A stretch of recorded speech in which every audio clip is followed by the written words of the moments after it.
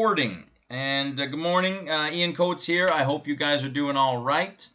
Where did my meeting go? There it is. Very good. So, just checking the comments there. There are no comments. I hope everyone has made it okay. Apologies on the, I don't know what happened. Hello. Hi. If you have a question, let me know. If not, just mute your mic there, and we'll go on. But please interrupt me anytime. I'm okay with it. Today's lecture, there we're gonna show you guys PPE, hand washing techniques, some sterile techniques, modes of transmission, and today is interesting. I don't think I'm going to blow anyone's minds there today. I'm not in the habit of blowing up people's minds, by the way. But I hope that today's class will be all right. I don't think it'll be any issues. So if you guys are good, I'm good. And I'll start screen sharing and away we go. Perfect. Now, and...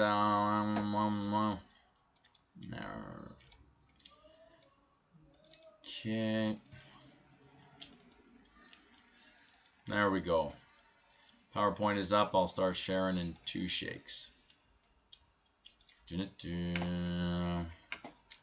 my share screen.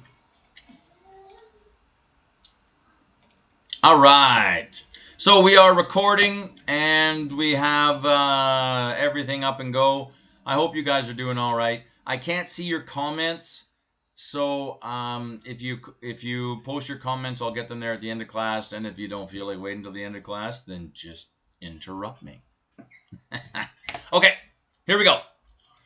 PPE, Personal Protective Equipment Program Goal. We all know, if you don't know, you're going to know there today. PPE, okay, Personal Protective Equipment, okay, and... for all sorts of jobs, there's PPE. If you were doing construction, hard hat, right? Safety gloves, these kinds of things. Work boots.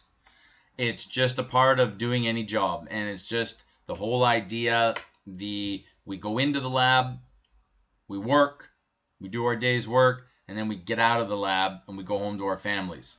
So there's nothing, to me anyway, there's nothing more important than family. All right? So you guys are all taking this course there to better yourself, better your families, better your family name, however it goes, whatever your reason is, I don't care. As long as you have a reason. That's the only thing I care about, is that you have a passion for learning and this course and things you do. So we just do everything safe. We get in and we get out. Definition. Okay, this is by OSHA. This is America here, the Occupational Safety and Health Administration. Okay, specialized clothing or equipment worn by an employee for protection against infectious materials. Okay, we are doing this there for more of a microbiology tinge, but you know what I mean. It's all just a matter of protecting yourself, health and safety wise. Okay, OSHA. Regulations, recommendations. OSHA issues workplace health and safety regulations regarding PPE. Okay, employers must provide these for the employees. Ensure that PPE is disposed of in a way that is clean and orderly. Okay, whether it needs to be tossed out into the garbage, maybe it's biohazard, needs to be burned and disposed of this way. Maybe it just needs to be tossed in the trash. Okay, these kinds of things. And you'll see there that where we're going, we're kind of... Last week was just more of an intro, right? How you doing? My name's Ian. What's your name? This is the course here, the objectives, the syllabus. Here we're starting to branch out a bit into the course itself. And today it's more about why. And we'll get into that. Okay. The CDC... the Center for Disease Control, which I'm sure you guys have heard of many times over the past 18 months or so there, issues recommendations for when and what PPE should be used on a particular job site or in preparation or defense against a specific pathogen or infection.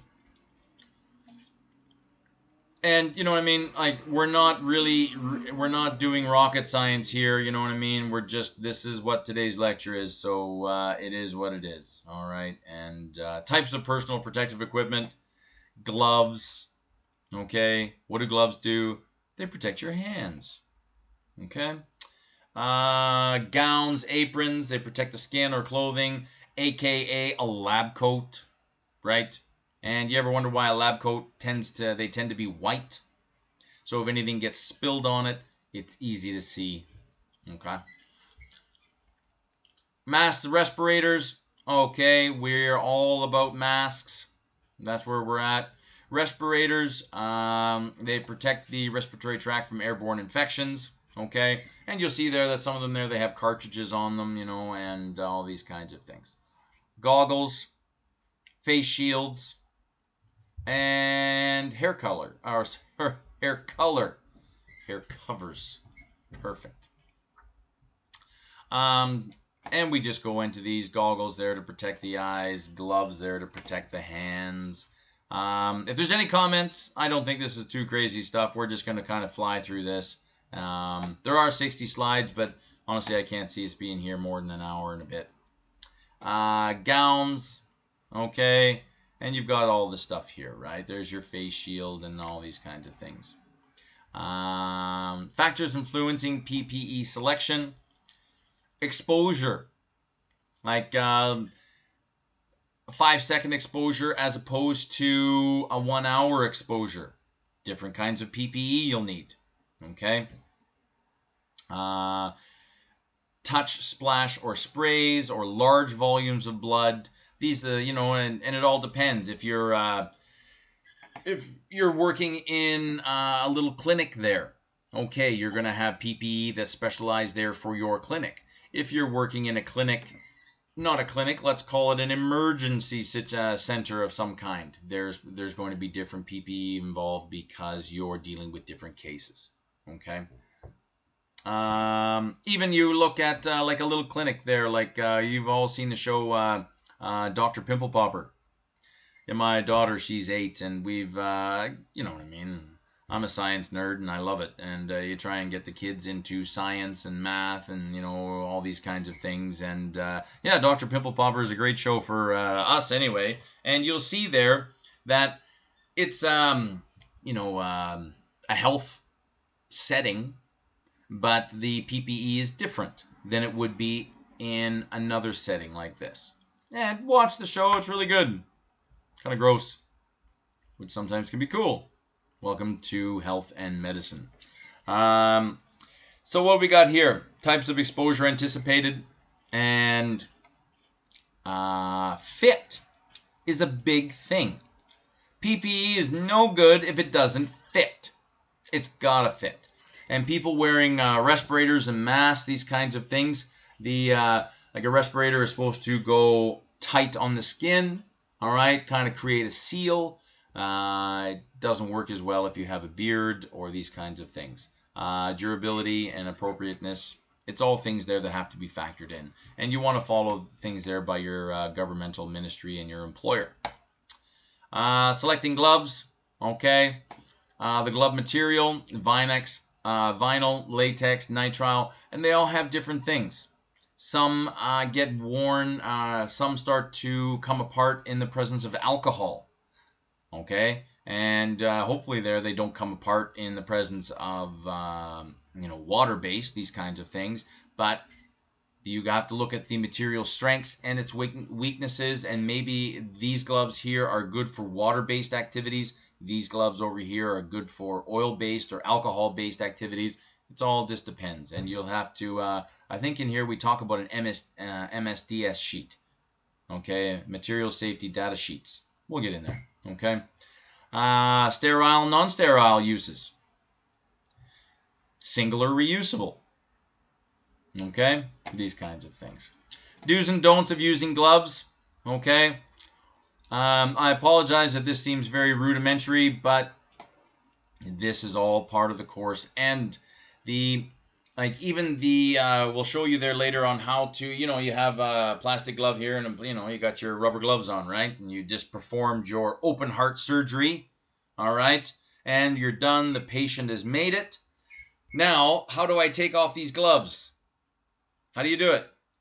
We'll show you guys there. And as kind of rudimentary as this PowerPoint is, it's actually some good information there. We mentioned there last week that we like to work from clean to dirty. And that's how, and when we get into the more specifics, I think that's probably our last lecture where we actually go into like the schematics of a building and reusing things, cleaning things, sterilizing things, and putting them back into use, right? And things go from clean to dirty. Limit the opportunities for touch contamination because these things tend to be quite dirty, all right? So we want to limit the amount of touch. Keep them out of the way. Keep them untouched until they're needed. Okay?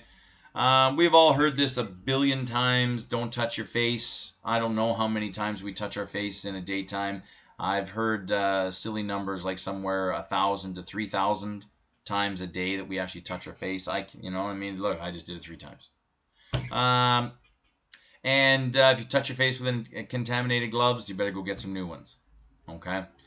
And touching environmental surfaces, like when I'm in the lab there, especially there the past 2 months there when I'm in the cell biology lab, we, you take your 70% ethanol, you got your gloves on, you spray down your entire desk before and after your lab bench there. But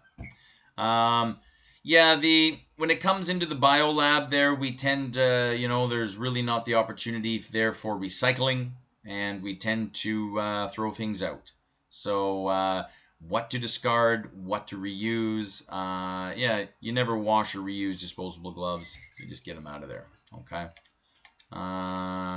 Sorry, I can't see if there's anything more. There is. And again, if your gloves become infected, change them. Get another pair. Face protection. Like where we're at now is you walk into the lab and you either have to have your goggles on or you have to have a face shield. And the face shield isn't the nicest thing, but in some jobs it's mandatory. Masks, they protect the nose and the mouth. Like that's just the whole thing there with the COVID vaccine. How we have to stop this virus from getting in. Okay, so not the vaccine. I apologize. There, the COVID virus. Okay, and the skin stops all things from getting in. All right, but then you've got the nose, the ears, the mouth. That are potential ports of entry, which we'll get into there today. We have the whole thing on transmission. Okay, this lecture here is kind of 2 parts. The first part there is PPE. Second part there is modes of transmission. Okay, and how to stop. Okay, these modes of transmission. Okay, the face shield should cover the forehead, extend below the chin, and even wrap around the side of the face. All right. And what do they mean by wrap around? You don't want to wrap plastic around your face. That's not what it's saying. It's sorry, I'm just gonna move that up there. It's just got a bit of a curve to it. Okay, you just don't want a flat piece of face shield because then things can get in, right? Perfect. Respiratory protection. Okay, purpose there to protect the inhalation of infectious things. And I like this, infectious aerosols, okay? And a lot of bugs, and I use that word, I'm not talking, invertebrates here. A lot of these microscopic bugs, that's how they get in. Somebody sneezes 10 meters away, and the aerosol trickles in, lands on your face, you touch your face, you rub this stuff all over your nose, and then therefore now you got it, okay? And there's lots of these here, powered air purifying respirator. Here we're getting a little high tech, but this is where we're at. Okay. Key points to remember. Wear this before even getting in the room with a patient or somebody else. Okay.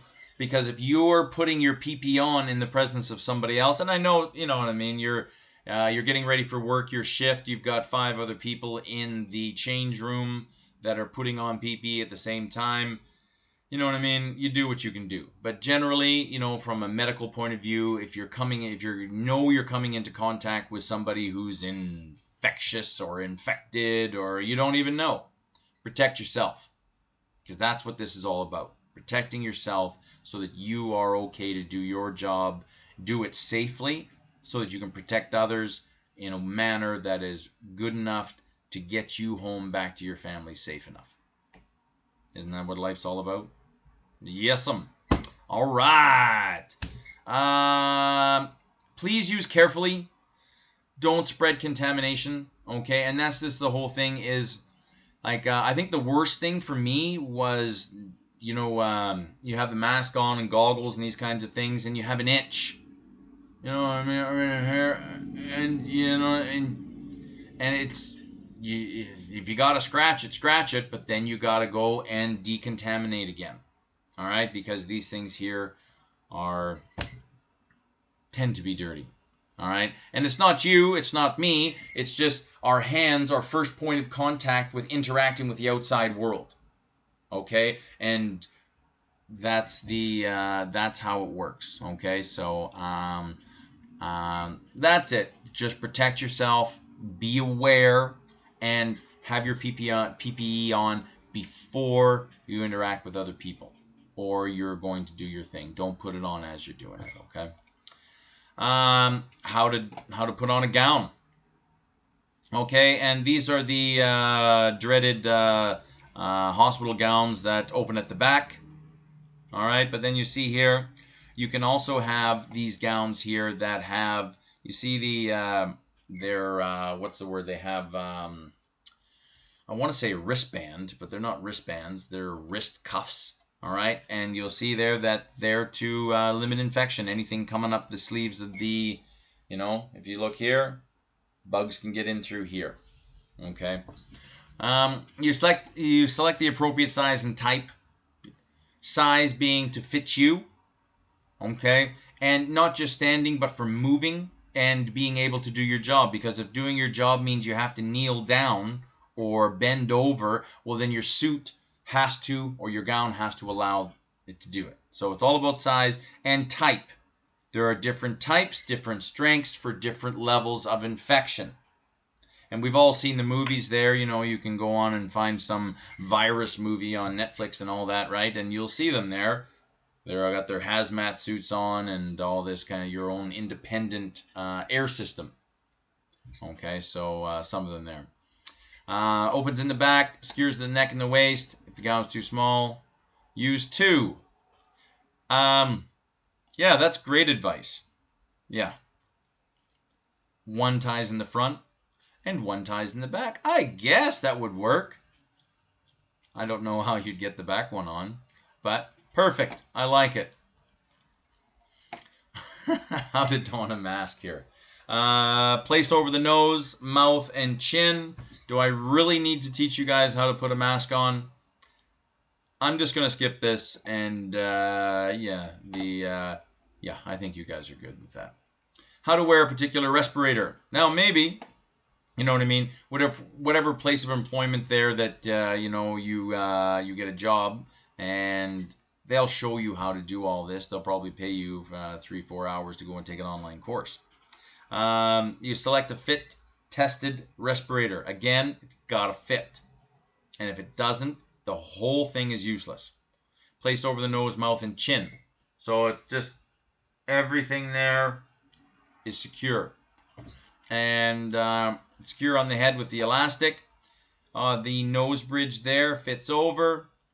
It has to be adjustable because when you move, things can move. All right? So there has to be a bit of adjust in there that you can, you know, maybe you put it on in the morning and you find out there by break time it's too tight. Loosen it up a little bit. Okay? Inhale, exhale. There's your fit check. Okay?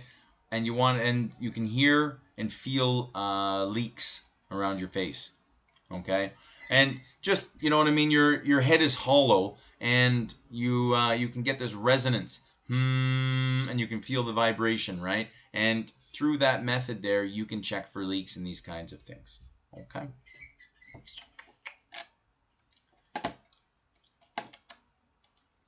What do we got here? There we go. Wearing eye and face protection there. You position the goggles over the eyes and secure to the head using earpieces or a headband. Okay? And, you know, wearing some goggles there, I don't know, you just be careful there because you tend to, maybe you might get a headache there. You know, it's pressing out some blood vessels there behind the ear and all that. Just be careful. Everyone's different. Okay? You position the face shield over the face and secure on the brow. Okay? If any of you guys have been in the lab in the recent time, you guys will know all about this. And again, adjust to fit. How's this stuff? Pretty crazy, eh? Woo! Woo! I told you.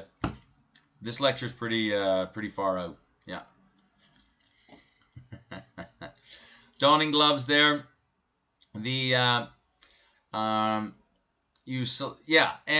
also you put your gloves on there, insert the hands into the glove, and you extend the glove over the isolation area. So you're putting them on, right? You put one on first, and then your other one on, okay? And we've done this as well. There's really no crazy technique. There's a bit of powder in the gloves there that allows the hands to slide in relatively easy. Not sometimes. It all depends on the humidity in the air and humidity on your hands and all that. And depending upon the lab session there, you may have to, the gloves, your hands will get sweaty and this and that. And you'll have to change them and all that kind of stuff. But keep the gloves there. Again, like we all just want to touch our face. And yeah, I know you can't see it in the video, but I got my hand on my chin like this. So if I keep my hand on my chin for like 5 minutes, how many touches does that, 1,000, right? But you just want to avoid touching things that are not part of your job duty. And you know what I mean? You got an itch, you scratch here. Now you have to think, is that glove contaminated?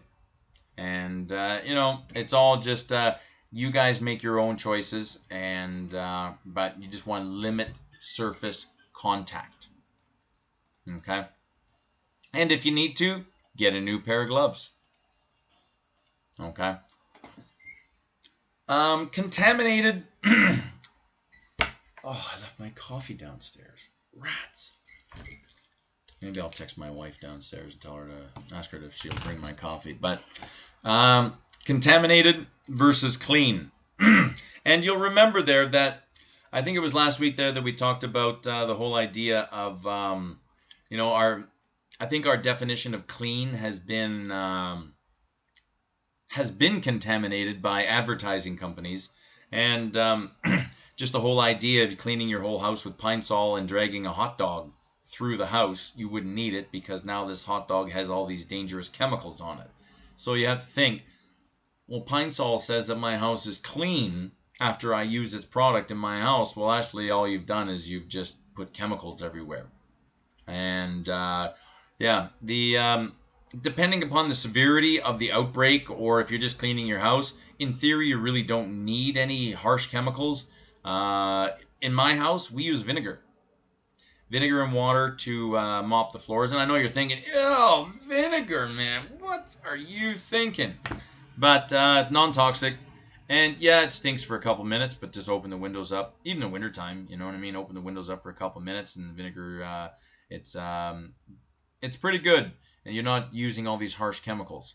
That's the whole thing. What is contaminated and what is clean? And you see, here we're talking on a societal scale, but for the purpose of the PowerPoints there, we're talking on a medical grade. So the contaminated outside front areas of PPE that have or are likely to have been in contact with a body site, materials, or environmental surfaces where the infectious organisms may reside. So basically, that's what we're talking about. Contaminated. If something is contaminated, it doesn't even matter if it really is contaminated or it's suspected of being contaminated. It's the same thing. And that's how we deal with things, because there is no chance for error when we're talking about contamination. If something is perceived to be contaminated or if something is suspected of being contaminated, please treat it as such. Okay? And like a surgeon there with a scalpel, and if it's suspected of being contaminated, gonzo. You know what I mean? We're not going to, I'm not going to use this to open up somebody for surgery and the possibility of it being contaminated. Of course, right? Okay. So clean, inside, outside, back, ties on the head and back, areas of PPE that are not likely to have been in contact with infectious organisms. So, yeah, like if you got your goggles and you got the band in the back, and it's saying here the outside back, the ties on the head. Even I wouldn't even say that the ties on the back of your mask are clean now, because maybe you washed your hair, maybe you didn't wash your hair. Even if you wash your hair, there's still bugs in here anyway. They get right on there back in an hour or two. So and contaminated, clean, again, you make your own judgments there, and err on the side of caution. Okay? Never leave anything to chance, especially when you're talking with human health. Okay? This one here, if you don't know it already, know it now. Okay? In a medical setting here, or an environmental setting, or a lab setting, this is how we take off gloves. Like, you got your 2 gloves on, right? And you've just performed your open heart surgery, or you've done your testing. Okay? How do you get these gloves off? Well, your hands underneath are in theory clean, right? It's the gloves that are dirty. So the gloves go down to about here. All right. So you take, both your gloves are still on. Take your glove right here. Grab the other glove. Not underneath, not at the edge of the glove, but, a little bit up. So there's still a little bit of rubber back here. You pull this guy up. And just before your fingertips come out of this glove, you can start pulling on the other glove. And, there are some videos there at the halfway through that we're not going to do, but you guys can do. Okay, and you guys have the PowerPoints there. So you guys can have a look at that. There's some good sterile techniques there. Nothing too crazy, though. Okay, I don't think it's anything there that you guys haven't seen before. Okay. Yeah, really, nothing that we haven't seen before outside of a CSI TV show. Okay, good. And you'll see there, okay, and you see how you've got a clean thing, and this is this way here. There's 2 ways, multiple ways you could do this here, and this, and you'll see here that they've taken off the one glove. So you've grabbed it, you've taken it completely off, and now you have a clean hand, and you go in under the glove. Pull it up. And you see how you've got one glove inside the other, which is what you want, right? Because then it just goes right into the bin. Okay. Goggles, face shield. Like, again, this isn't rocket science. You teaching you how to put goggles on here. Grab your ear or head piece with ungloved hands, lift away from the face, place in designated receptacle for reprocessing or disposal. Okay, so taking these guys off here, you know what I mean? It is what it is. And like I bought on Amazon a couple of these face shields there last year, and I think they were like $2 a piece, and they're great. They have a foam pad on here. They have your curved shield coming all the way down here, and it's curved. Okay, and you got the little band with a little clasp, and take it on. And I've been using it there for the past year and a half. Okay, and even one of them there, I've actually cut right here. So you have your face shield coming down, you have your mask here, rock and roll.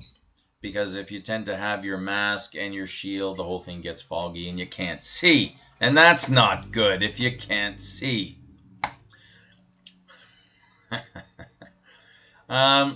Removing your gown. Great stuff. First thing you do is you unfasten the tie. True. You can't take your gown off if you don't untie it first. Peel away from the neck and shoulder first. Okay? And you kind of take it, how do you say it? You're kind of taking off your skin from the inside. So you get inside the gown, take it off, so that the outside is away from you. Sorry, I'm using my hands here. I'm trying to, you get in here, you take it off, so that the outside is away from you, the inside is closest to you, the inside is sterile in theory, and wrap it up into a ball so that the former inside of the gown is now on the outside. Throw it in the bin. Okay? Crazy stuff, I know. And look at that. We're halfway through. Woo! Removing your mask, untie the bottom, then the top. Okay? And depending upon your mask there, like, these cloth ones there, we keep. Okay? Wash them in the washer and reuse them. But a lot of the masks there are disposable. Okay? Removing a respirator. Okay, these aren't the nicest things to wear because they're tight. You know what I mean? They actually, when you take them off, you can actually see a crease. And a million years ago, when I was your age, I worked at the Honda plant in Alliston, making Honda Civics there, and in the paint department.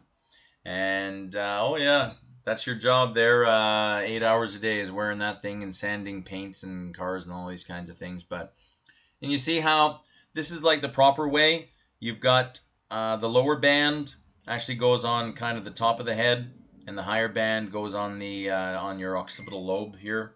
Okay, and but that's how it goes there. Hand hygiene. I don't know how many times you wash your hands a day, but in a hospital setting, environmental setting, I don't know. You need to wash your hands, keep them all clean, because again, these guys here tend to get infected or contaminated, not infected, but contaminated quite easily. Look, I just touched the tabletop. This hand is contaminated now. That's all it takes. All right. And perform hand hygiene immediately after removing PPE. Of course, wash your hands after coming out of the gloves, right? If hands become visibly contaminated during PPE removal, wash hands before continuing to remove the PPE. Wash hands with soap and water. Okay? Or you can just use an alcohol-based hand rub there. I think it's any type of alcohol rub or gel. Even just I think the percentage is 70% minimum. That's what kills COVID. Anything less than 70 is less than effective.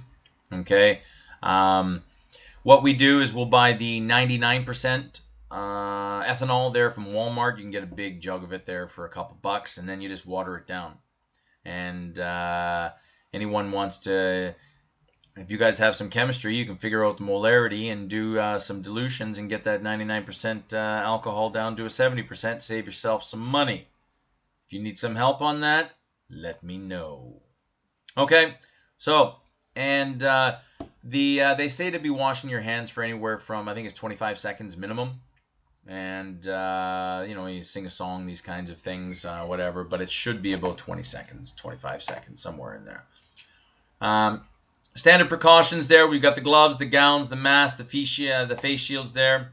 So the gloves when you use there to touch blood, and touching blood doesn't mean you can actually see it.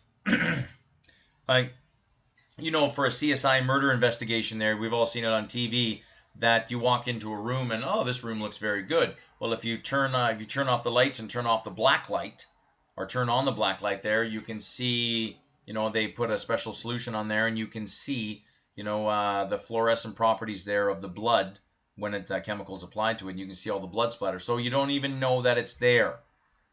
All right? So it's the whole thing. Suspected contamination is just as good as actually being contaminated.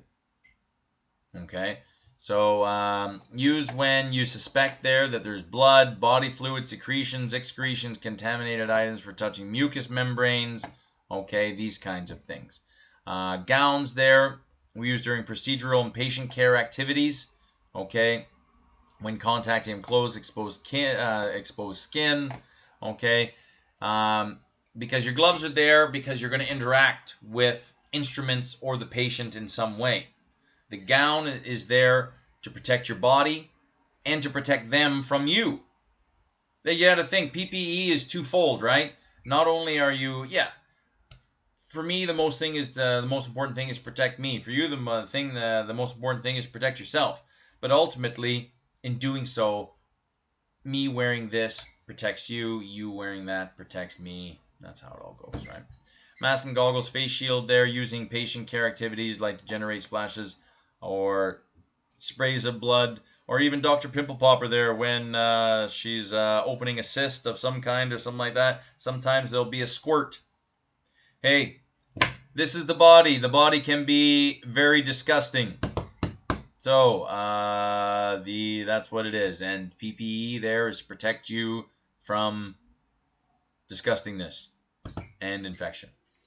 So I apologize if that was kind of rudimentary. I think you guys are, you know what I mean, like what, you think from a testing point of view, and not too difficult from a testing point of view. Okay, so have a look at those.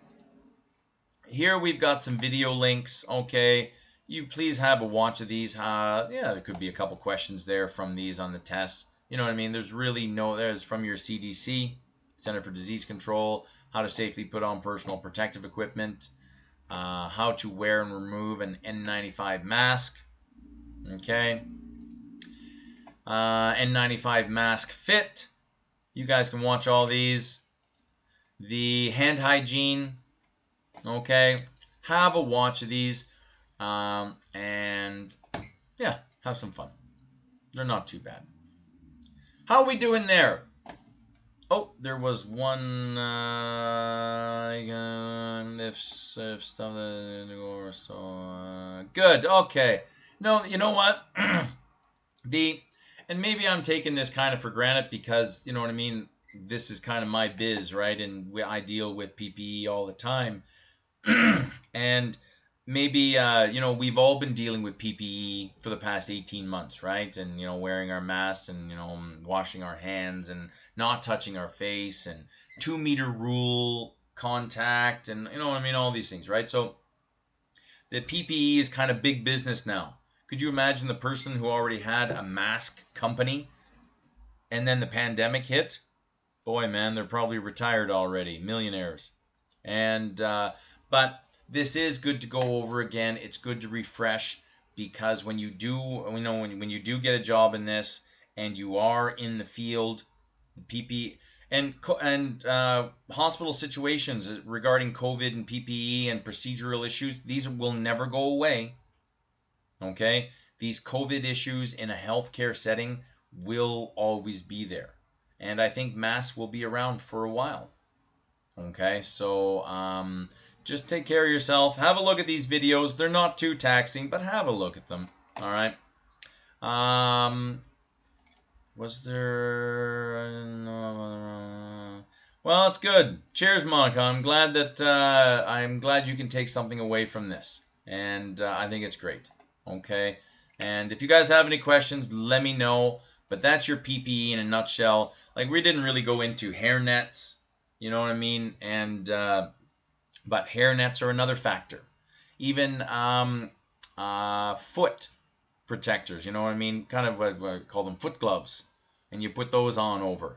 And but when you get into a lab there, when I was the lead there at this mushroom biotech farm, and yeah, we made shiitake, maitake mushrooms, and it's quite incredible how they make those. But yeah, you tend to have a pair of indoor shoes that never comes out. You buy them brand new, your employer buys them brand new, they're in the box, and the box is opened up inside the lab so that these shoes are as clean as can be. Okay, so All right. But we do all this PPE, and why? We're going to go back to why we do all this PPE. Because we want to stop transmitting bugs from one person to another. That's what it all is. And what makes diseases, what makes pathogens, so evil is they can't move on their own. So they are genetically engineered over billions of years of evolution. They want you to pick them up. They want you to scoop them up and stick them in your nose. Okay, they're programmed. They're designed to be nose stuffers, and that's the problem. And that they're just evil. They're designed to do that. They are waiting for you to do that, and us just living our lives, touching things, this and that. We are doing their thing. So we want to stop this transmission of the pathogens. So today we're going to talk about chain and modes of transmission. This is the second half here. This one here is more, I think this one will do you guys more. There are, just to be on the safe side, when you're dealing with biology and microbiology, anything to do biology related, you're going to learn partially a new language. Animals, the plants, fungi, all these, they have a common name, but they also have a scientific name. And with scientific names, you're going to have scientific definitions. You're going to have new things here. So, like right there, pathogen is an organism that causes disease. As simple as that. Okay? If you guys ever, I don't know your backgrounds. If I assume there you guys have at least some type of scientific, and I know you guys do by talking to you guys. But if you ever get a chance after this course, wherever, take a course on it. It tends to be in more health-related programs like nursing and these kinds of things. But there's a course. Every college has it. It's called pathophysiology. And there's a fly. You're going to get it. Pathophysiology, it really goes into the diabolical, the devious nature, the evil nature of these pathogens and how they are preordained, predestined, genetically engineered to get you. So, awesome course is pathophysiology. And if you ever get a chance, take one. Yeah, it'll be the most fun you ever had. Everyone learns about anatomy and physiology of the body, right? This is my left arm, carotid artery, your left atrium, you know what I mean? All these kinds of things there, your hepatic portal vein and all, you learn the body. But learn how diseases have adapted to get certain parts of your body just evil. And you can't really know how things work unless you know the good side, anatomy, physiology, and the pathophysiology, the evil side. And it's fun. Knowledge is power, right? The human body is naturally full of microbes, and we talked about this there last week. There are a lot of good bugs, and we need them, or we ain't going to make it if we don't have these good bugs. However, these microbes can cause a problem in your immune system if weakened, or if they manage to enter a normally sterile part of your body. See, this is one of the problems, and I railed about doctors last week giving antibiotics out like candy, and I don't like it.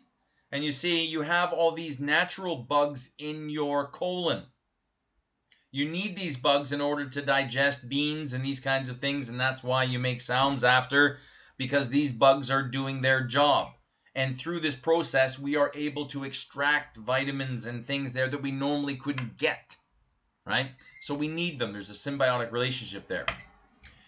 And let's say we do get sick. We have a viral infection. It's a virus, not a bacteria. And the doctor gives you antibiotics. And what these antibiotics do is they wipe out all the bacteria in your body. So all those good bacteria that were lining your colon doing a job are now gone. which now, and you see, if all the good bugs were there before, there's going to be bad bugs here or there, but if the good bugs have all the spaces, there's no space for a bad bug to get in there, and the good bugs will overpower them and kick that one out. But if there ain't any good bugs in there anymore because your doctor just gave you antibiotics because you have a viral infection, and now those bad bugs can get in there and get a foothold right into your colon, right? So you got to think. Use this, because I find there that, yeah, I'm just going to leave that. Use this. This is your greatest gift, okay? And make choices based on your needs, okay? All a pathogen needs to do is thrive and survive in a host. Hey, you know what I mean? And there's lots of pathogens out there, like, yeah, you know what I mean? COVID, you've got HIV, you've got ringworm. Oh, you've got these malevolent, evil bugs out there, you know? And but we'll get into a couple of them there today. Once the pathogen sets itself up in a host body, it manages to avoid the body's immune responses and uses the body's resources to replicate. Evil. Can't replicate on its own. So it commandeers, like the HIV virus there, we talked about it there last week. You know, it just commandeers a T cell, which are your defense cells, and uses your defense cells as an incubator to make more virus. Horrible, evil. There are different types of pathogens, but we're just going to focus on 4: virus, bacterial. There's fungi, parasites there. There's with the onset of COVID. I've been reading reports there in the subcontinent there in India that the Delta variant is, rampaging. It's just going through, and what's happening now? It's people's lungs are becoming compromised, right? And the mold fungus that can be found in people's lungs. There's one called black mold. Ooh, nasty stuff. And people are not so much dying from COVID, they're dying from this black mold, which is now it's preying upon these compromised lungs of these people there that have COVID. So again, fungi, mushrooms are great to eat, love them, but there are some bad fungi out there, bad molds, okay? And then you've got parasites there. Okay, we'll get into some of these. This, to me, is fun stuff. I like this stuff here. Pathogeneticity. This is where I need my coffee. And I got to text my wife and ask her if she'll bring my coffee up. Pathogenicity. Okay, I'm texting my wife to bring my coffee. And I'm reading this at the same time. Refers to the ability of an organism to cause disease. So, there are, in different environments, bugs have a greater or lesser ability to infect you. Okay, and we'll get into these kinds of things. You even look at here. Before I continue, I'm just gonna ask, can you please bring coffee? Thank you. Okay, so it all depends on the environment itself and the susceptibility. Are you in a situation where you have a weakened immune system? Well, then you would become more susceptible. Maybe you have moved from one environment to another environment, which changes your susceptibility. Okay, and maybe the bugs have more of an ability to infect you and cause trouble in this environment as opposed to another. Okay, the minimal infection dose, the number of organisms required to cause an infection. Okay, the minimum infectious dose of SARS-CoV-2 this virus there that caused the COVID-19. We're getting there. We're still learning about we don't even know about how, we do know there that it doesn't hit children as hard as it hits adults. Interesting. Why is that? But recently now in the Delta wave, this is the fourth wave, I think I read on CNN there this past week that 29% of the new COVID cases in the States are children. So there's what's happening now. And these things there that when the bug has an ability to transmit and contaminate someone else, these things, they have a very short replication time, like bacteria replicate in 20 minutes. And the more replications, the more chance you have for variants. And therefore now we have the Delta variant, Lambda variant, and you know what I mean? How many variants are there going to be? So this is how these goes here. Mode of transmission.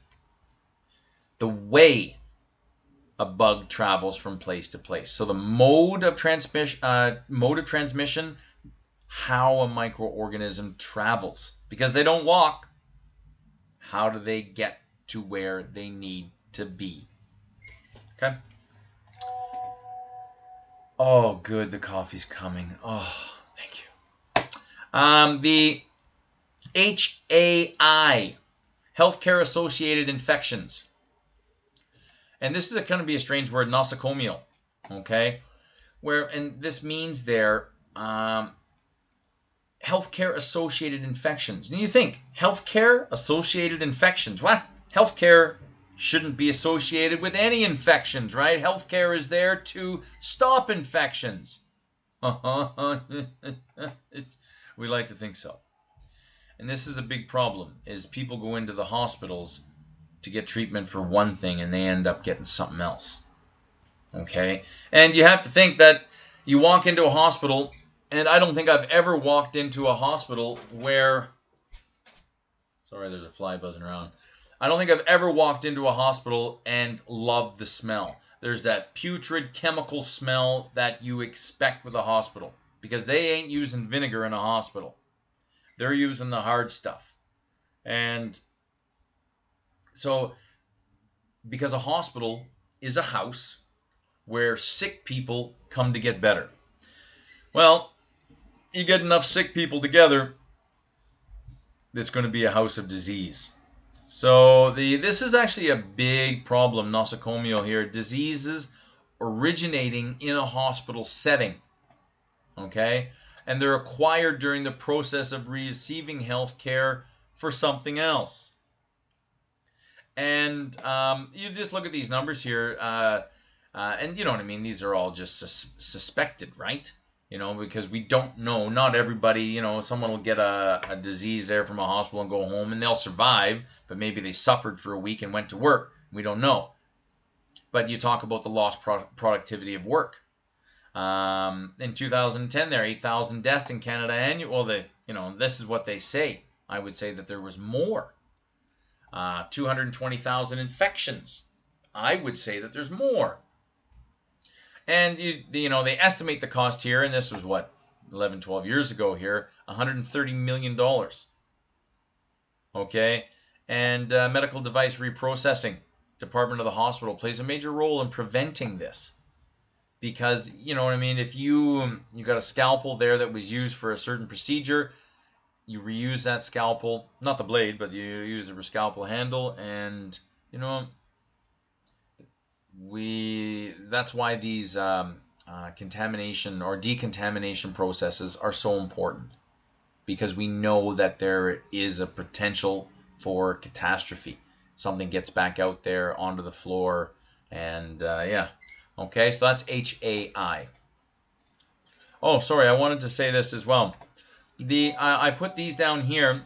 Here, like they say, the top leading ones causing death there: cancer, heart rate, heart disease, stroke. But I did some digging there, and I found there that urinary tract infections. That's a big one. And men compared to women get more urinary tract infections because their urethra is shorter, okay, than the man's there with the penis. So that's a big problem, because any infection in there, and now you're 3 inches away there from the vagina, the uterus, these kinds of things, and then the uterus there. Now you're just right underneath the main organs, okay, and blood supply, and we just do not want to get infection in that area, right? Pneumonia, that's a big one there, viral infection, or sorry, not viral, but that's what we've got there. Pneumonia is a big one. Infections there from surgical sites, okay. Bacterial, gastrointestinal for sure, okay. Eating food, even from the hospital food. You know, you got to think, everything there has got to be sterile crazy. And you ever wonder why they have a little tray over your food? To protect it from bugs in the air. Skin infections, big time. You know, and skin infections can happen anytime. The 2 weeks ago, we just went for a walk and came back, and about 2 hours later, I had a rash on my arm. So I don't know. Don't think I came into contact with anything, but it's called contact dermatitis, where we really don't know what had happened, but the skin is irritated. Okay. Chain of transmission. Certain conditions must be met in order for a microbe or infectious disease to be spread from person to person. So let's go over that again. Certain conditions must be met. Okay? That virus over there in that tree isn't just going to sprout wings and jump on over. Okay? All right? It has to. How is it going to get here? Certain things have to be met. And this process is called the chain of infection. Okay, can only occur when all 6 links in the chains are intact. I'll show you there. You guys can see the slide there that's next. Okay, and we'll go through these. Breaking this chain at any of the links will stop the spread of infection. So the focus here is all about breaking the chain. And you'll see here that this is your chain there. So you have a look here. You can start anywhere. Susceptible host. Okay. And you get infected somehow, some way, okay? Now, the reservoir there, this thing is growing, it's breeding inside of you, it's commandeered a couple of your cells, and these cells now are not working for you, they're working for the virus, they're making more virus, or, you know, these kinds of things. And then it gets out, somehow, you sneeze, however, okay?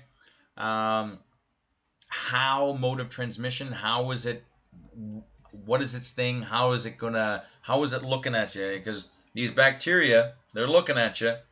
How am I going to get to you, right? Well, in order for that bacteria or virus or whatever, you've got to have a portal of entry. And we have a number of portals of entries. Here's one, here's one, here's one. We have some others as well, okay?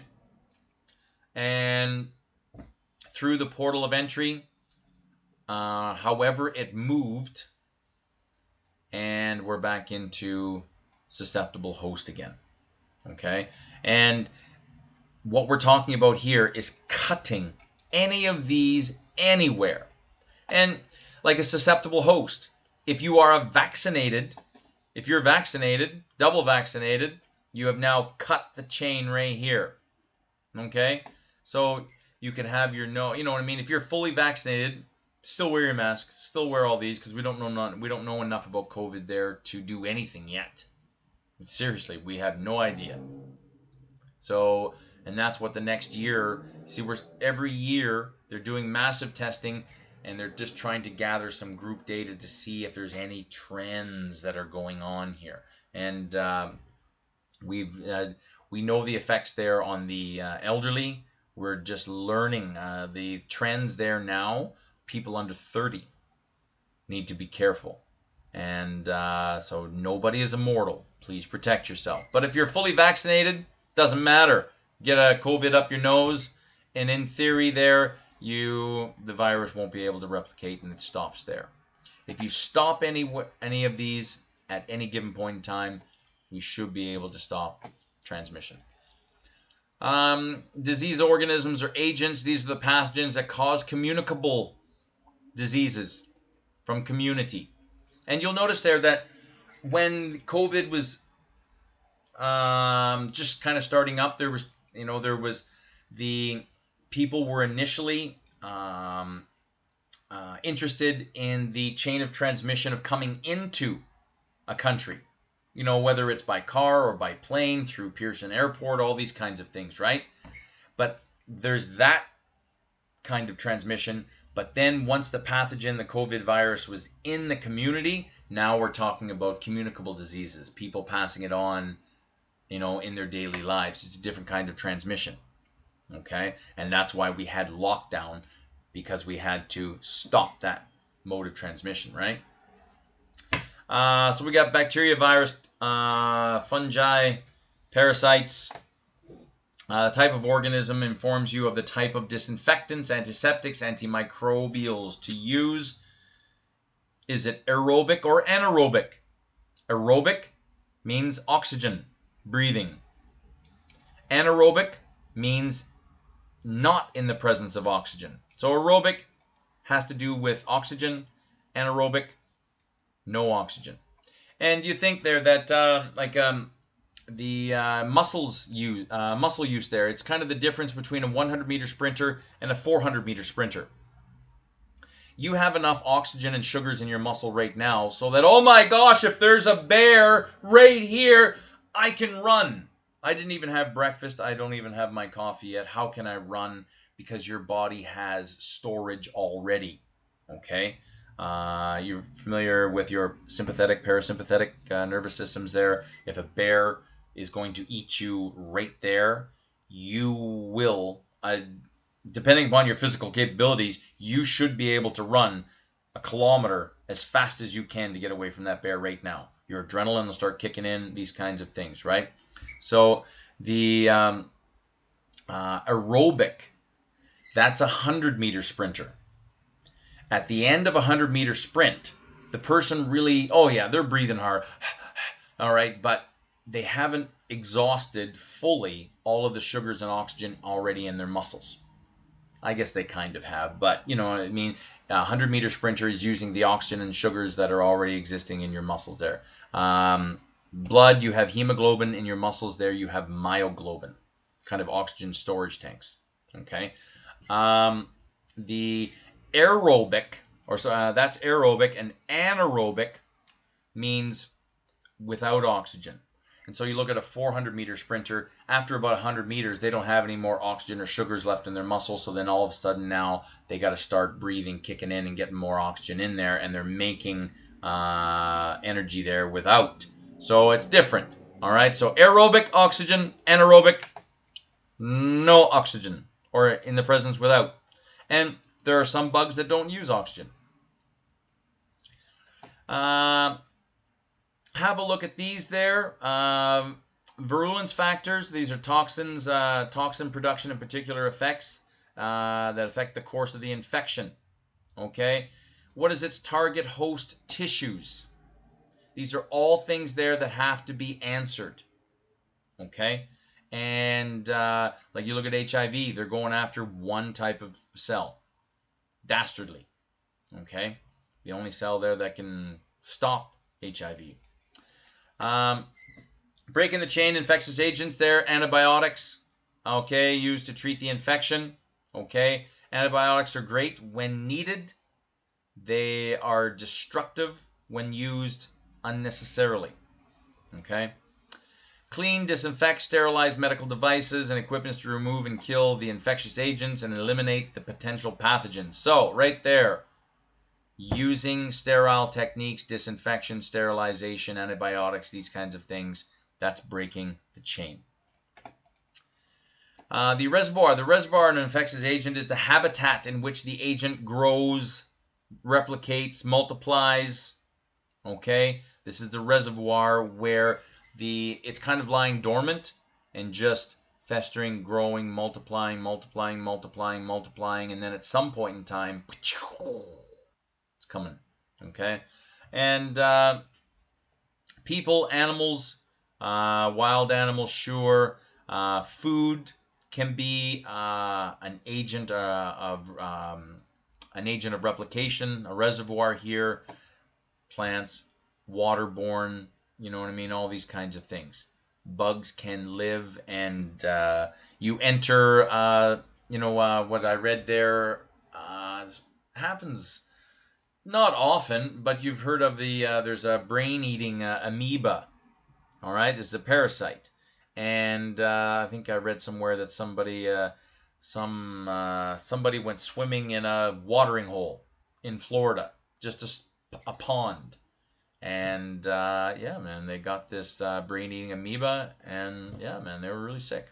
Okay, so just be careful of where you are, and it's all just a matter of using this. Know your environment, and how do you know your environment? Through knowledge. How do you know something? You take a course like this. The reservoir there, breaking the chain. Housekeeping, okay. Repurposing your medical devices in a proper way, okay, because you want to strip these bugs of their reservoir. You don't want to give them a place to breed and multiply. You don't, okay. Throwing alcohol there on your workstation before and after. When I was working in a microbial lab there, our lab bench was right here. Sorry, you can't see my hands, but your lab bench is right here. Okay, spray it all down. Okay, it's completely disinfected, and I was working in front of what's called a HEPA filter, HEPA, HEPA filter. And so the air in the room is getting sucked through the HEPA filter, and yeah, it was probably about 3 feet by 4 feet wide. And so I had basically decontaminated air blowing on me. So there's no bacteria, no viruses, no fungi, nothing blowing on me, nothing blowing on my workstation. So that after I cleaned it all with alcohol, in theory, you'll see I'll use that word a lot, in theory. In theory, everything in front of here on the workbench should be sterile. Okay. Engineering controls, we can control the heat, the ventilation. UV lights is another one there. Humidity control, bugs like a certain humidity. If you do not provide them that humidity, they will not grow. RO water, I like to say Culligan water. I'm not advertising for Culligan water at all, but you know those big blue water jugs that you can buy there for, I don't know what they're going for, probably $10 a jug. You can get them at Walmart or whatever. And there's a red cap one. There's red, there's blue, there's all these. The red cap one is what we call RO. And basically this is just what we say reverse osmosis distilled water, deionized water. Okay, it's been put through a filter, it's been cleaned, it's just agua, just water. Okay, there's no minerals, no nothing in it. In theory, it's clean. Okay, and wastewater disposal. If you've never had a chance to go through a wastewater plant, I recommend doing so because it's quite interesting how, like, all the water that comes from everyone's toilets, you got to think about that, all the water that comes through people's sinks, these kinds of things, and how do they deal with this water? How do they clean it up? Because all the water has got to go back into the environment. And they actually use microorganisms. They use bugs. You know, the water trickles over, and they have all these different layers and different bugs. We got different bugs here that take this thing out. You got different bugs here that take this out. And in theory, at the end of the whole process there, the water goes back into the bay and it's clean as a whistle. Interesting stuff. Yeah. Have some fun. What do we got here? You'll have a look there at cardboard.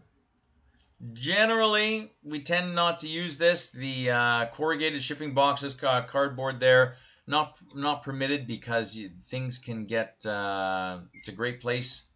You can see right here. Great place for bugs to live. Okay? And you got to think boxes are stored in dark spaces, right? And dark, humidity, warm, humidity, a little bit of moisture, that's all bugs need, really. Okay? Yeah, good enough. RO water, reverse osmosis there, removes contaminants, microorganisms from unfiltered water or feed water. We've talked about this there. The water flows from the more concentrated side. And you have to think, osmosis, particles aren't moving, water is moving. So you have water, you have a membrane, and then you have water over here. Well, if this water here coming out of your tap, we'll call that dirty. It's not. We drink it, it's fine. But there's water, calcium, magnesium, bicarbonates. There might be some bugs in here, probably chlorine as well. So there's water and stuff. And over here, there's just water. So the water with stuff here, we call this more concentrated. Because if I have 1 liter of this water and 1 liter of this water, well, this is pure. This one here is not. So things will move, will gravitate towards the clean side there. So water flows from the more concentrated side with the contaminants to the side there that has less. So that's how we make reverse osmosis water. Easy peasy. And you have a look here. Is there a question? I hear something. If you have a question, please ask. Please. And I just put this picture on here. We'll go into this kind of stuff there later. But you'll see here, this is like a basic RO system. And colleges have these. Like Seneca has I can't say for sure the exact same system, but it has a system that is very similar to this there for all of its labs. Okay? Because you go into the labs, you have your taps, hot and cold water like you do in your house, but then you'll also have an RO, a deionized water tap. Okay, that we use there. Like you can wash your beakers and all that kind of stuff with soap and normal water, but then after it's been rinsed, you give it one final rinse there with the RO water to get all the stuff there that's off of it. Okay, like calcium, magnesium, these ions. But here's your dirty water here, comes in. Like this is the multi-stage filtration.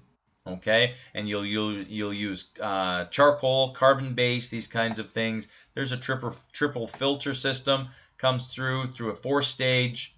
Okay, and it can either go into your clean drinking water, okay, like an RO tap there in a biology lab, or it can go into a storage tank there, these kinds of things. So there is such a huge industry behind this medical device reprocessing.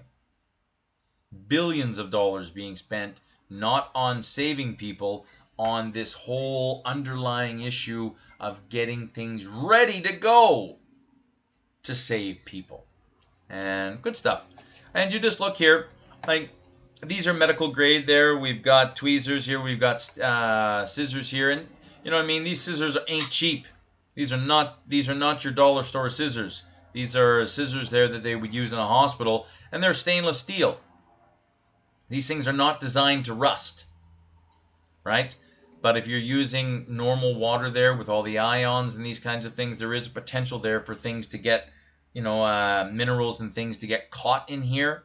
Like your coffee maker, every probably 2 to 3 months, what I'll do is I'll fill up the coffee maker with vinegar. Well, half and half vinegar and water. And you don't have any coffee grinds in there, so the water and the vinegar goes through and takes out all the what's the word I'm looking for? Calcified minerals, all these minerals there that have congregated on the inside, and sometimes your coffee maker can get stuck and it doesn't kick up any water. So this is the whole thing. If you're using RO water, you won't get issues like these. Okay. We're still on up here. Remember this one right here?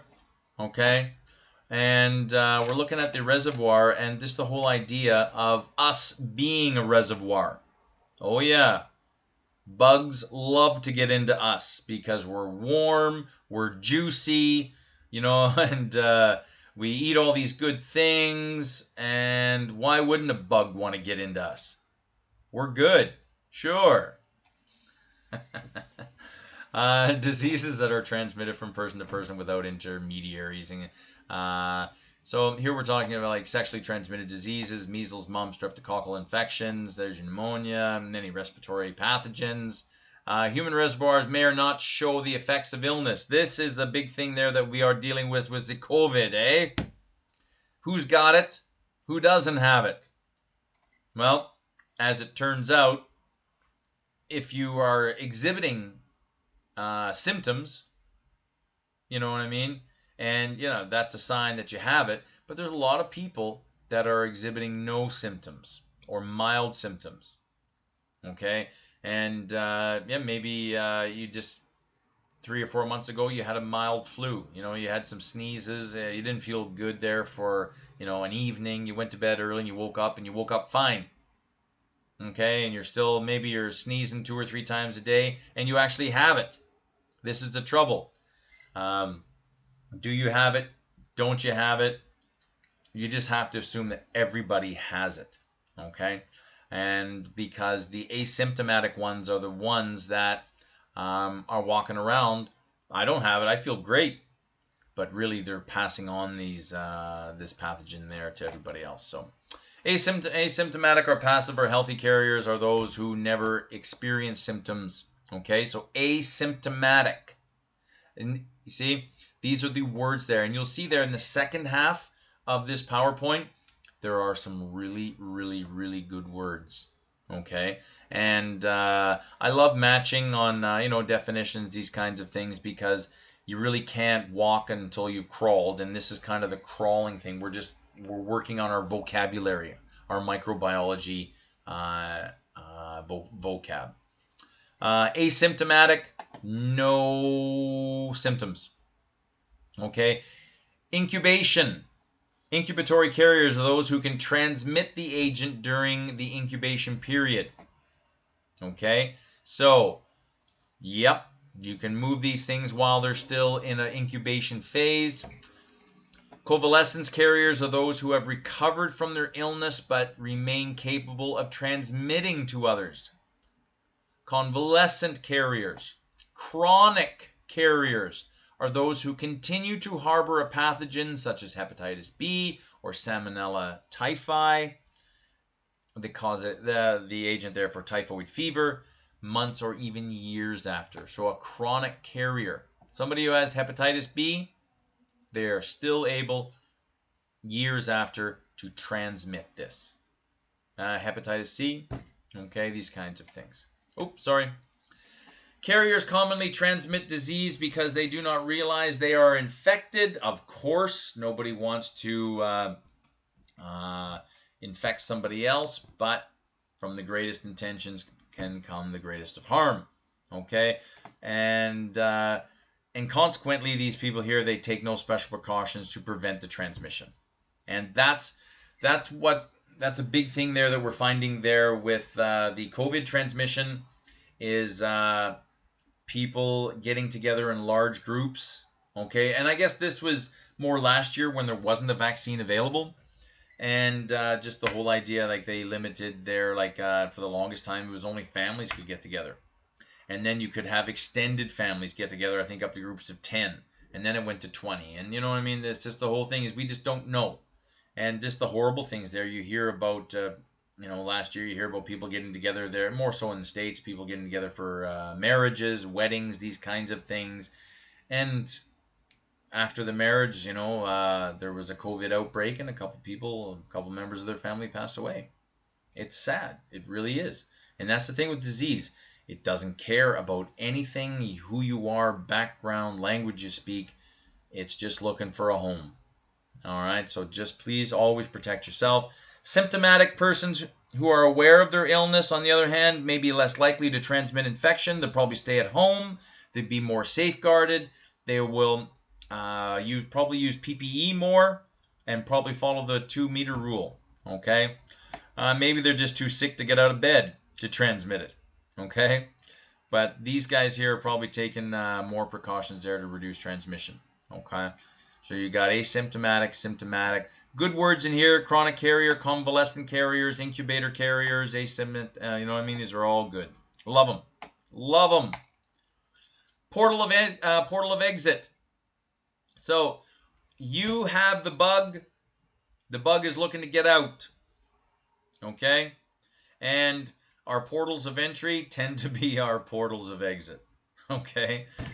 Portal of exit is the path by which a pathogen leaves its host.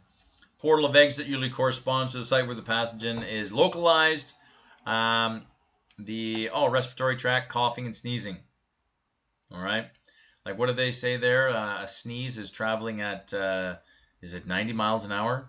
It's just flying out. And you can go on YouTube and you can see these slow-mo of those high-definition cameras, a slow-mo of what a sneeze and how far it actually travels. Like, ew, gross. Cover your arm. That's one of the first things I taught my kids there. Don't cover your sneeze like this. Well, if you have to, do it. Sorry, I don't know if you guys heard that or not. But cover your sneeze at all costs. Okay? If you cover your sneeze with your hands, please wash your hands. Tend to cover your sneeze there with your the cup of your elbow. Gastrointestinal tract there. Okay, vomiting, bowel movements. You look at the parasitic worms, like for dogs, and actually people get them too. You take deworming medicine, right? Which is it's a poison. You give your dog a worm pill. You should be giving your children, we should be taking these worm pills at least once a year. Please follow your doctor. I'm not a physician, but you consult your physician there. We should all be taking worm pills. Don't take the same worm pills as you would give your dog. Don't you dare. You didn't hear it from me. Don't do it.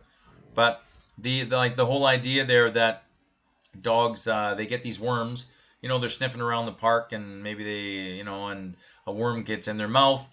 Or an egg gets in their mouth, these kinds of things, dogs, feces, these kinds of things, and worm gets in, it's in the intestinal tract, and it lives a happy life, and it makes eggs. The eggs go out into the feces, or a dog will lick himself, clean itself, and the eggs go back into the mouth again, and you'll see there, it's a cyclical event.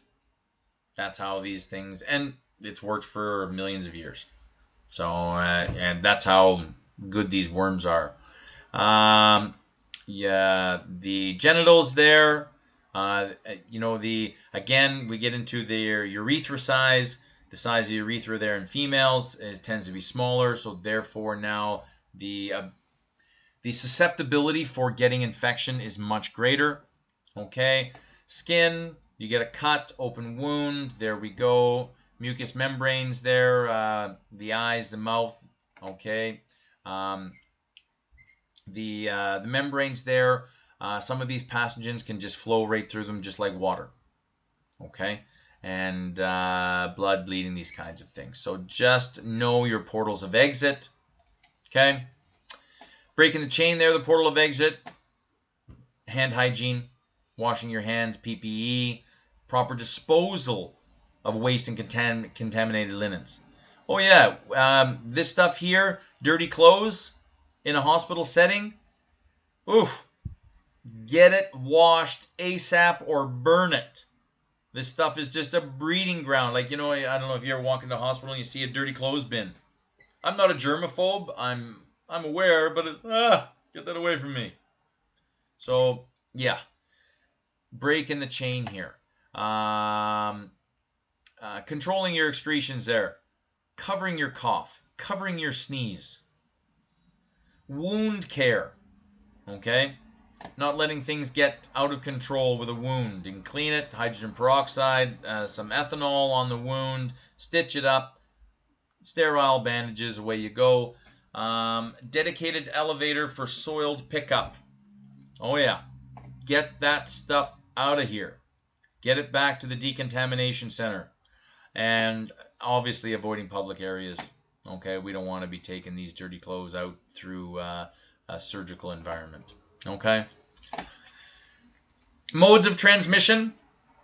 Okay, we're on the tail end here now. I don't know. I'll check the comments. If you guys have any comments here, let me know. But yeah, modes of transmission. An infectious agent may be transmitted from a natural reservoir to a host in different ways. Direct contact. Okay, this occurs through skin to skin, kissing, sexual interactions. Okay, direct contact also refers to contacts with soil or vegetation. Okay, infectious mononucleosis. Okay, aka also called mono. We call this there the kissing disease, gonorrhea, these kinds of things. Even this one here is a bad one, hookworm. Okay, contaminated soil.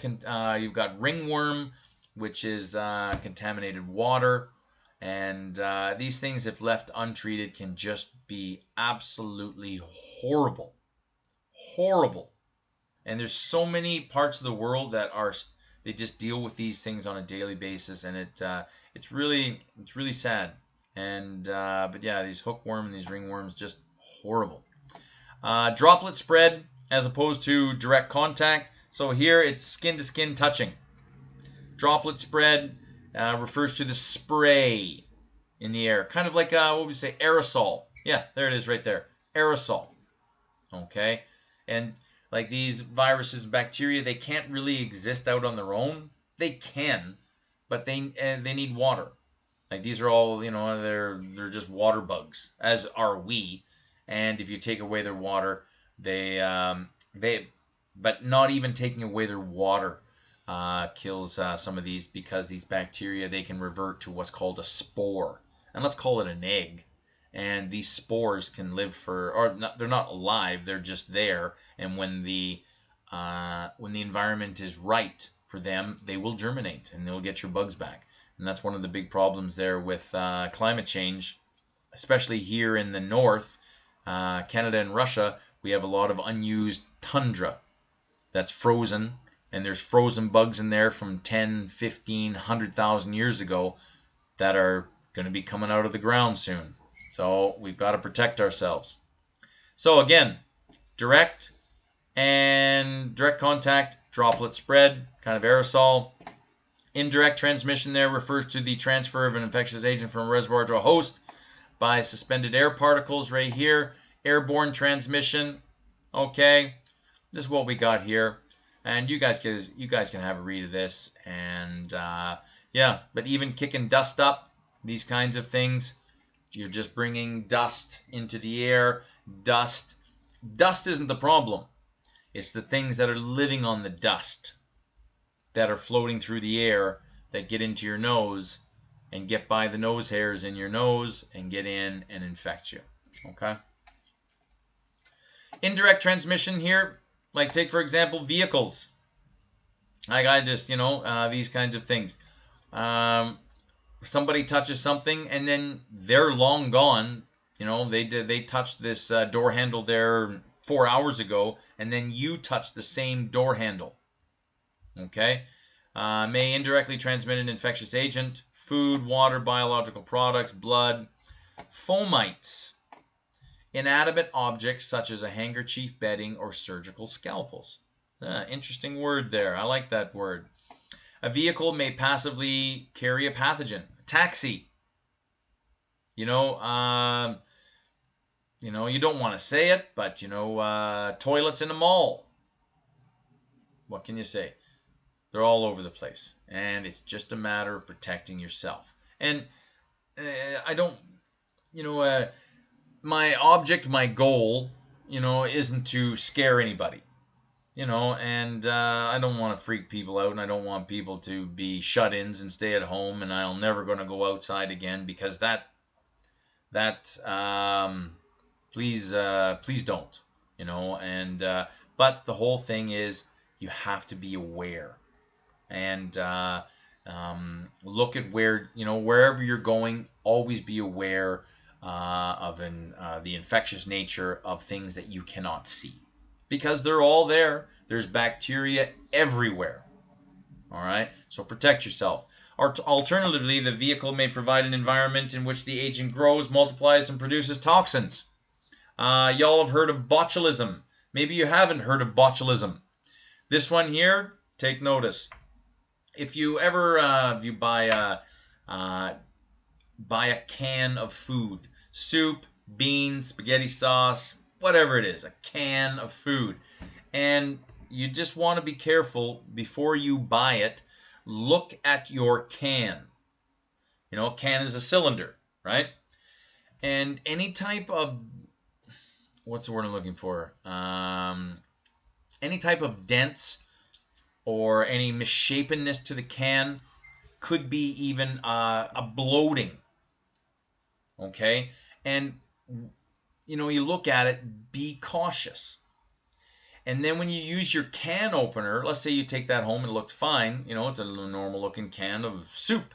And you open the can up, and if the can, when you put the can opener in, and if it goes, just like when you open a bottle of pop, Coca-Cola or Pepsi or whatever, and it goes, because that's all the gas escaping, right? If your can of that you just opened did that, throw it out now. And I mean now. Now. Because that's botulism. And that's a bug that got in there in this environment. And you have to think that this bug is in this can of beans, and there's no other bugs in this can of beans other than this botulism. So this botulism is now kind of growing artificially in this environment that's good for it with no other bugs to eat it. So this thing here is full of botulism. And botulism will kill you. And quite quickly. So just a letter there. Okay. So in this case here, look, your vehicle could be a car, could be a bus, could be a handrail, could be a can of tomato soup. Be careful. Indirect transmission here. Here we're talking vectors. This should kind of make a little bit more meaning making here. Mosquitoes, fleas, ticks. We talked about these there. I think there were mites there, ticks that actually caused the Black Plague. We talked about that there last week. Okay, where these guys, the disease doesn't harm these guys, but these guys are carriers. So I think it was fleas for the Black Plague. Mechanical transmissions are flies carrying Shigella on the appendages, and fleas carry Yersinia pestis, the causative agent of the plague. All right. And biological transmissions, okay, the causative agent of malaria or guinea worm disease undergoes maturation in the intermediate host before it can be transmitted to humans. So these guys here, like for malaria, it grows and develops within the bug bites you, gets in that way. Okay. Hand hygiene is about breaking this chain. And you'll see there that hand hygiene, I think it's in all of them there. These guys here, your hands, I love my hands. And you should love your hands too. But know that they need to be washed all the time. Okay? Love your hands. Of course you should. And your feet. Don't forget about your feet. Isolation of patients. And this is the isolation. It kind of it's a bad word, isolating. You know, you're kind of in jail. But it needs to happen. Because there will come a time, hopefully, you know, that you will not be infectious anymore. You will not be able to pass this disease on to somebody else. Okay? Engineering control, of course. That's where we're going to get, you know, we've even got the mRNA virus. It's all in there. Environmental cleaning, for sure. PPE, disinfect, sterilize the equipment. And in a hospital setting, in a workplace setting, there where you're dealing with high volume of people, lots of traffic, you better use your industrial strength chemicals. In a home environment where you spend the majority of your time, I use vinegar and these kinds of things. And my wife wasn't initially on board, but then, you know, a little bit of research, she did that, and the vinegar is good. Portal of entry here, this refers to the manner in which a pathogen enters a susceptible host. Okay? It must provide access to tissues in which the pathogens can multiply. Because if a pathogen gets in and it doesn't have the cells that it needs to replicate, it ain't going to make it. What do we got here? There, the infectious agents, they use the same portal to enter a new host that they would use to exit. And you got here many pathogens that cause gastroenteritis follow what's called so-called a fecal oral route. These are the worms there that affect your dog, my dog anyway. Okay, because they exit the source through the feces, and then the dog licks himself, and then they come right back again. Okay, it's a circle effect. Other portal of entries include the skin, hookworm, mucous membranes, syphilis, blood, Hep B, and HIV. These kinds of things, right? Okay. And again, look at that.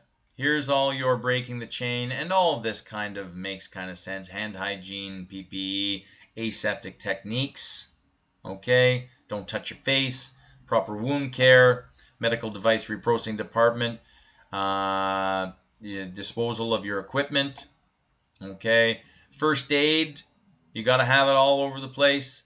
Okay, operating your medical device reprocessing equipment. Okay, and this one here, when I looked at it, this could be one of the most important. There's no point in doing any of all of this if at the end of it all your equipment is clean, but you don't keep it clean. And we'll get into this more and towards the end of the course there, the whole idea of what happens there with those sheets and all those linens.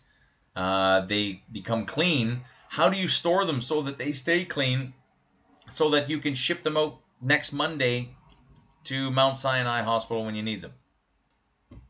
Okay. What do we got? Now, a susceptible host. And you see here, we got babes, we got kids, we've got older people here. Okay. But what is a susceptible host? And that's the whole thing. Susceptibility depends on many different things like genetic, communal factors, constitutional things, specific immunities. Like the whole theory, nature versus nurture. What makes us who we are? Okay, we were all born at some point in time, and we're just we are what we are. Our mums and dads gave us our DNA, and there we are. We're born sitting on the bed, and I'm looking up at myself. There you go. What makes us us? By the time you're 12 years old, you are a certain person. You have likes, you have dislikes. Oh, I like vanilla ice cream and not chocolate. Why? I don't know. It's just me. What makes you who you are also makes up who you are and your susceptibility to pathogens. Now, is it a bit of your DNA? Absolutely. There are genetic factors that stop us from getting diseases and actually enable us to get diseases. We're all different that way, right? But then there are also environmental factors, okay? And population, sociological factors that can increase or decrease a person's susceptibility to a certain disease. If you look at malaria, malaria, we know, is a very bad, debilitating disease, and it affects the normal RBCs. But there are certain areas over in Africa where their RBCs, red blood cells, are not the same, and they have what's called sickle cell. And it's where your RBCs, they actually kind of look like crescent moons. And the ability for these sickle cell RBCs, the ability for them to, absorb oxygen and transmit oxygen to the rest of the body is limited. There's an issue there.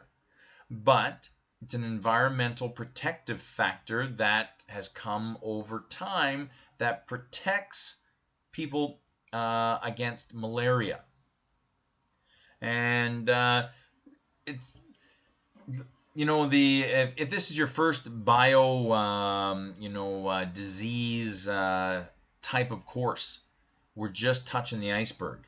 And there are many medical marvels that are out there, and we'll try and touch on a couple of them when we get there. But it's just amazing. Like sickle cell, quote unquote, is not good. But in the case of malaria, it is good. And it protects people from malaria. Malaria isn't really prevalent in this part of the world, but in more temperate climates, it is. And it can, people will live longer with this condition as opposed if they didn't have it. Interesting. So genetic makeup is important. Okay, it can increase or decrease susceptibility. Antibodies, between the time of being born and 12 years old, you did things. You interacted with nature on a different level than somebody else did, so therefore you've been exposed to certain things. And through exposure, you can gain immunity. Welcome to a vaccine, right? That's what a vaccine is. They're injecting a little bit of non-lethal disease into you so that your body has an immune response. Oh my goodness, we're infected. But really there's nothing there to infect, but the body creates an immunity based on that fake infection. Okay? You know what I mean? There's lots of things going on here. Factors that may increase susceptibility to infection by disrupting host defenses, including malnutrition.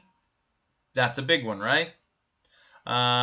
Alcoholism, lifestyle choices, socioeconomical factors, okay, education, all these kinds of things will increase or decrease susceptibility, okay? On a scale that I'm not willing to go into because there's 15 different PhDs wrapped up in this very one slide, okay? Susceptible host could be very young, very old, right? That's an easy one, okay? Very young, they really don't have, for the first couple months until a baby develops a bit of immunity, all of the baby bottles, everything has got to be sterilized because baby really doesn't have a really good immune system as of yet. The elderly, their immune system is waning. Okay, it's down the downside, so you can see there that they could be immunocompromised. Somebody there with organ transplants. If you've got someone else's liver in you, okay, you have to take drugs, what we call immunosuppressants, because your body is sensing there that, hey, this isn't our liver. Where's our liver? This is not our liver. So if you don't take these immunosuppressant drugs, your body will actually go after that liver that you need, right?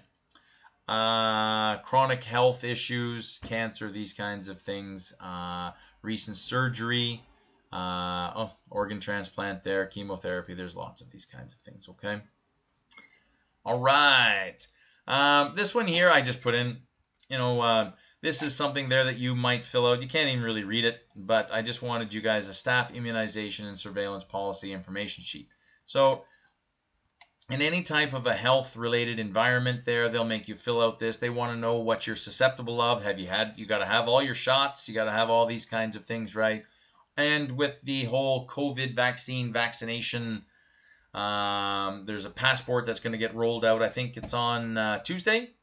You've got to be fully vaccinated or you won't be able to do this or this or this or this or this. And I'm not here to, you agree with it or you don't agree with it. That's all right. It is what it is, right? And so that's what's going to go on there. That's just a sheet there that they will make you fill out and all that kind of stuff.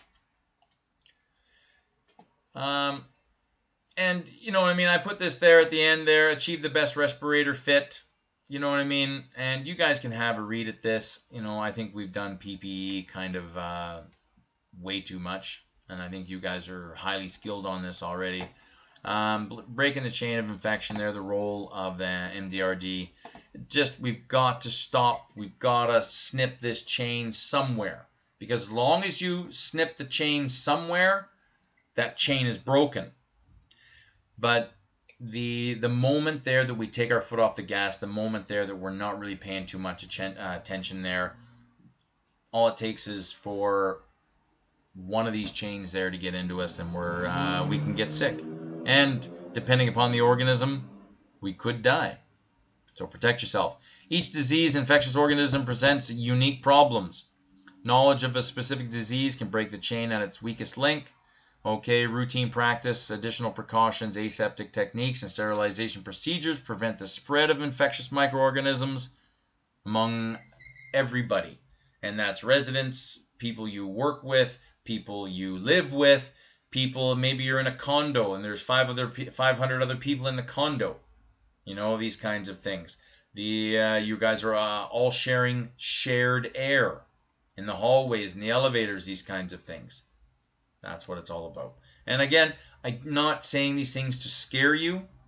Okay? Please don't be. It's real, and these are livable, survivable techniques that you should be practicing every day. And if you choose to go into this field, you will be practicing them. And you know what? The way things are looking there with COVID, I don't think this thing's going away anytime soon anyway. So you just keep on trucking and getting her going. And last slide. Woohoo! Cleaning your hands. And I'll say that 1,000 times before this course is over, okay? Staying up to date on your vaccines, okay? Covering cough, sneezes. Stay at home when you're sick.